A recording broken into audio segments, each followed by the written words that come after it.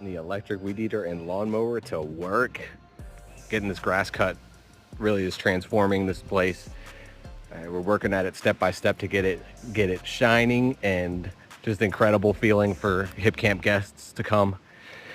We finally got a nice big roof up here to get people out of the weather. We're gonna set up a kind of little outdoor living space. Eventually we're gonna get a outdoor kitchen set up for them here.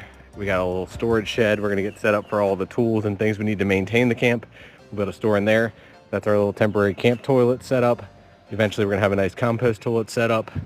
And right now we have these two tents. We're about to spray and scrub them down, so they're gonna look brand new. I'm very excited about this.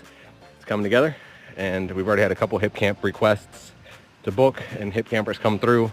So getting this fired up, it's gonna be nice. I think I'd like to add a little solar lights, and we'll go from there.